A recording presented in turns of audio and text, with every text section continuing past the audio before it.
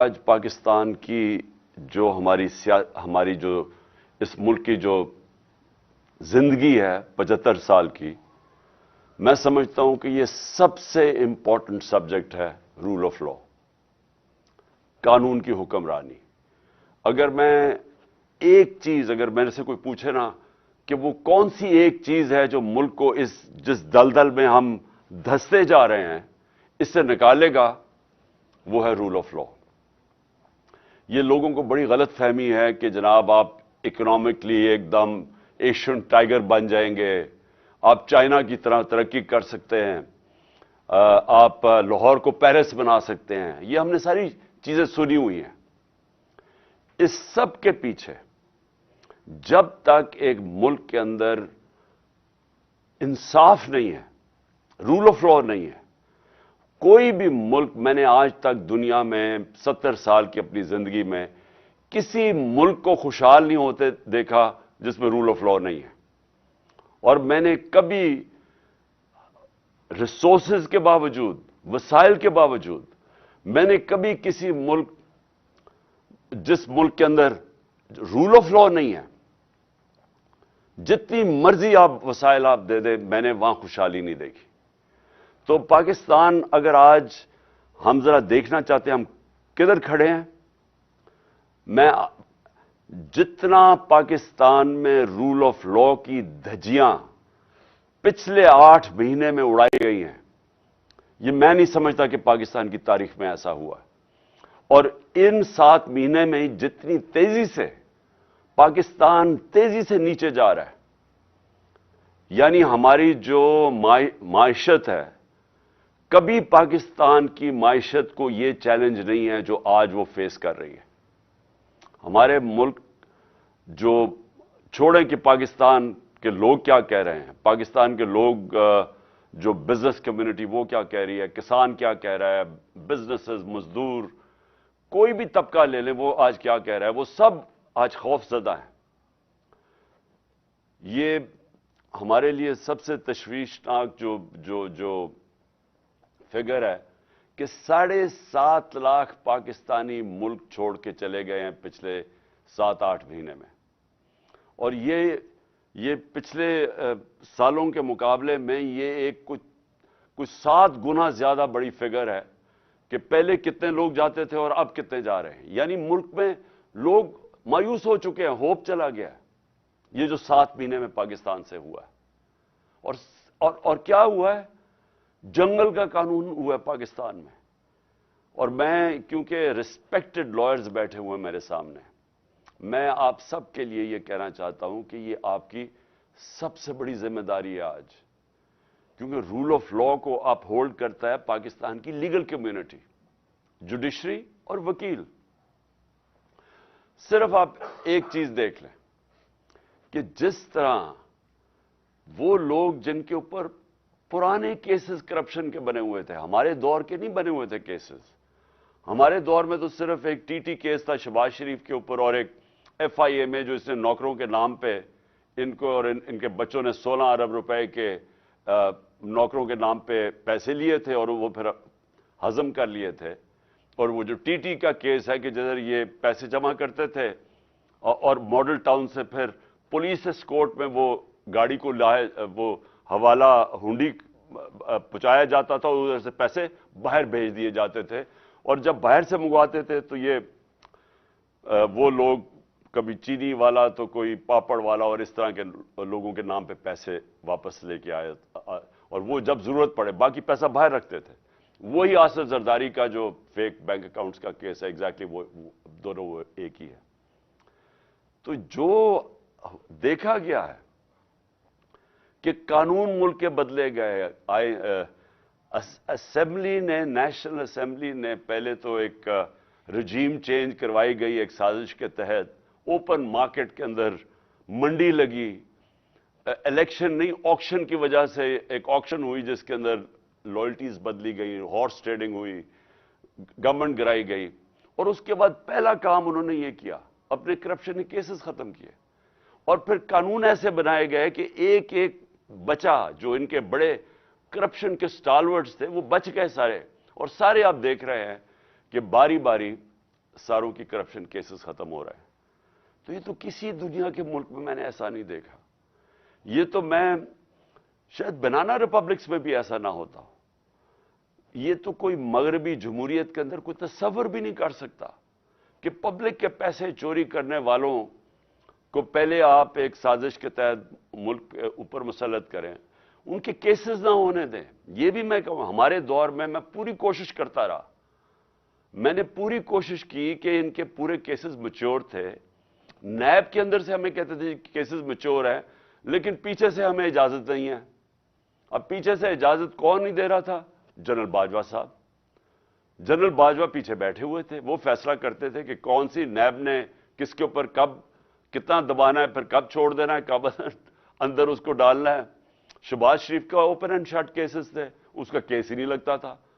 हम बिल्कुल बेबस थे, प्राइम मिनिस्टर बेबस बैठा था।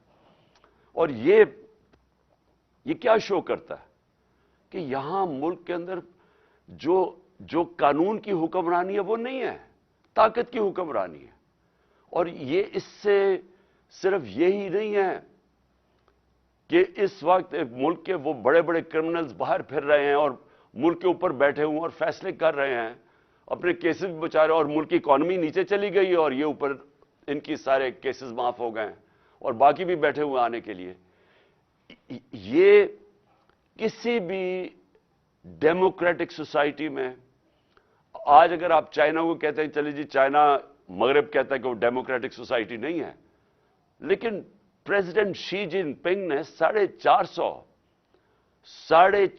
वजीरों को 7-8 सालों के अंदर उसने जेलों में डाला करप्शन पे। तो अगर ये इतना बड़ा इशू नहीं था, तो क्यों वो जो भी मुल्क आगे बढ़ रहा है वो क्यों इतना करप्शन के ऊपर, क्यों इतनी वो जोर लगाते हैं कि ताकतवर करप्ट लोगों को कानून के नीचे लेके आए? क्योंकि यही एक सक्सेस होता है एक माशरे की, जिसको लेवल प्लेइंग फील्ड कहते हैं। क्यों हमारे पाकिस्तान के यहां से, मैंने अपने साथ, मैं जब पहली दफा बरतानिया गया 1971 में, तो मुझे याद है लेबर जाती थी पाकिस्तान की वहां, और हर थोड़े 5-6 साल के बाद वो पहले मजदूरी शुरू करते थे, फिर वो अपनी कोई दुकान खोल देते थे, और देखते देखते वो बिजनेसमैन बन जाते थे। तो पाकिस्तान में क्यों नहीं वो कर सकते थे? क्योंकि वहां कानून है, वहां लोगों के पास राइट्स हैं, उनका जो कानून इंसाफ का निजाम है उनको प्रोटेक्ट करता है, हमारे लोगों को प्रोटेक्ट करता है जो कि वहां के शहरी भी नहीं थे, जो मजदूर थे। क्यों यहां से लोग कोशिश करके अमेरिका जाते हैं और वीजा लेके जाते हैं? वहां कोई पैसे तो नहीं बांट रहा, क्योंकि वहां का जो सिस्टम है वो लेवल प्लेइंग फील्ड देता है। रूल ऑफ लॉ शहरियों को लेवल प्लेइंग फील्ड देता है, एक जेन्युइन एंटरप्रेन्योर्स को ऊपर आने की मौका देता है। वहां खुशहाली इसलिए होती है, जो भी मुल्क खुशहाल होता है उसके अंदर मौका मिलता है लोगों को पैसा बनाने के लिए, मेहनत कश को रिवॉर्ड मिलता है, उसको पैसा, उसकी मेहनत का उसको फल मिलता है।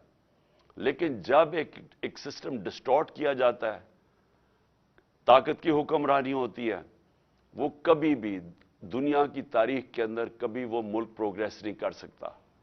हमारे जो नबी सल्लल्लाहु अलैहि वसल्लम ने मदीना की रियासत में गुर्बत की इंतहा थी शुरू में, लेकिन सबसे पहले रूल ऑफ लॉ कायम किया कि मेरी बेटी भी चोरी करेगी तो सजा मिलेगी। और तुम्हारे से पहले बड़ी कौमें तबाह हुई, जो ताकतवर के लिए एक कानून था और कमजोर के लिए दूसरा था। तो मुझे आज अपनी लीगल कम्युनिटी से अपील करनी है। मैं आपसे ये अपील करता हूं अपने मुल्क की खातिर कि देखिए, आपको अपनी जिम्मेदारी पूरी तरह निभानी पड़ेगी। ये जो पाकिस्तान में हो रहा है, ये जंगल का कानून, ये वो बन गया पाकिस्तान में जंगल का कानून, और आपके सामने हो रहा है कि सारा चोर ऊपर आके बैठ गए हैं। और जो लोग कैंपेन कर रहे थे, यानी मेरी तरह के आदमी जिसने अपनी जिंदगी के 26 साल सिर्फ इंसाफ की तहरीक में लगाए, कि कहता 26 साल से कह रहा था कि अदलिया को आजाद होना चाहिए, जेल में गया उसके लिए। 26 साल से मैं कहता गया कि यहां रूल ऑफ लॉ होना चाहिए। ये जो लोग चोरी करके अपने आप को कानून के ऊपर बैठा देते हैं, या वो کہ جو کوئی ادارہ اپنے آپ کو قانون کے اوپر سمجھتا ہے، یہ کبھی بھی ملک ترقی نہیں کر سکتا۔ اور یہ میں نے پوری میری یہ 26 سال کی یہ میری جدوجہد تھی، اور 3.5 سال جب میں گورنمنٹ میں بیٹھا تھا تب بھی میں اس کے اوپر پورا جدوجہد کرتا گیا۔ جب میں کہتا گیا کہ میں این آر او نہیں دوں گا، این آر او کا مطلب کیا ہے؟ این آر او دینے کا مطلب یہ ہے کہ آپ وہ لوگ جنہوں نے پبلک کا پیسہ چوری کیا ہے، آپ اپنی کرسی بچانے کے لیے، کیونکہ وہ آپ کو بلیک میل کر رہے ہیں، آپ ان کو معافی دے دیں، جو جنرل مشرف نے کیا تھا اور اس بار جنرل باجوہ نے کیا۔ تو یہ اس سے زیادہ ملک سے میں کہتا تھا میں غداری کروں گا اپنی قوم سے کہ اگر میں ان لوگوں کو این آر او دوں گا جن کو آج این آر او مل گیا۔ اور آپ کی سب کے سامنے کبھی بھی ایسا نہیں ہوا کہ ایک مارچ کے اندر پاکستان کی اکنامک سروے کی فگرز پڑھ لیں کہ ہر طرح اکنامک گروتھ پاکستان کی 6%، ریکارڈ ہماری ایکسپورٹس تھی، ریکارڈ ٹیکس کلیکشن تھی، ریکارڈ ریمیٹنسز تھی، 4 فصلیں ریکارڈ تھی، کسان خوشحال تھا، سروس سیکٹر آگے جا رہا تھا۔ مارچ سے آج دیکھیں پاکستان کا حال کیا ہے۔ اور یہ جو 7.5 لاکھ لوگ ملک چھوڑ کے جا رہے ہیں، ہمارا نوجوان ڈائنامک ہمارا سیکٹر، یہ سوچیں کہ کتنی مایوسی آج پاکستان میں ہے کہ جو اس ملک کے ساتھ ہوا 7 مہینے کے اندر۔ تو میں اس لیے آخر میں پھر سے آپ کو اپیل کرتا ہوں کہ آپ کے اوپر بہت بڑی ذمہ داری ہے۔ یہ جو آنے والے دن ہیں، اس ملک کو آپ کی ضرورت ہے۔ آپ کو ہر طرح کا پریشر ڈالنا چاہیے کہ there are no holy cows. یہ جو اپنے آپ کو قانون کے اوپر لوگ بٹھا دیتے ہیں اور وہ سامنے ہمارے ملک کے اندر مذاق ہوتا ہے۔ یہ جو الیکشن کمیشن کر رہی ہے، اتنا بلیٹنٹلی ایک باعث کر رہی ہے سب کے سامنے۔ 8 دفعہ انہوں نے ہماری پارٹی کے خلاف فیصلے دیے ہیں، 8 دفعہ ہم عدالت گئے ہیں اور 8 دفعہ عدالت نے اوور ٹرن کیے فیصلے کیونکہ ہمارے خلاف دیے ہیں۔ تو یہ جو سارا ایک پورا کلیک بنا ہوا ہے، مافیا بنا ہوا ہے، اس ملک کو صرف ان کا مقصد رول آف لا ختم کرنا ہے، اس لیے کہ جب تک رول آف لا ہے تو تب تک ان کے سامنے رکاوٹیں ہیں۔ رول آف لا ختم ہوا تو پھر یہ اور ان کے بچے اس ملک کے اوپر حاوی ہو جائیں گے۔ اور یہ آپ کے اوپر ذمہ داری ہے۔ میں انشاءاللہ، میری تو کمٹمنٹ ہے، جب تک میں زندہ ہوں میں ان کا مقابلہ کروں گا اور رول آف لا کے لیے لڑوں گا۔ لیکن میں پھر سے یہ چاہتا ہوں کہ ہماری جو لیگل کمیونٹی ہے اس کی بہت بڑی ذمہ داری ہے، اور میں امید رکھتا ہوں کہ آپ اب اس ملک کو بچانے کے لیے، کیونکہ میں ایکچولی بلیو کرتا ہوں کہ اگر ہم نے رول آف لا کے لیے نہ لڑے تو ہمارے ملک کا کوئی فیوچر نہیں ہے۔ شکریہ۔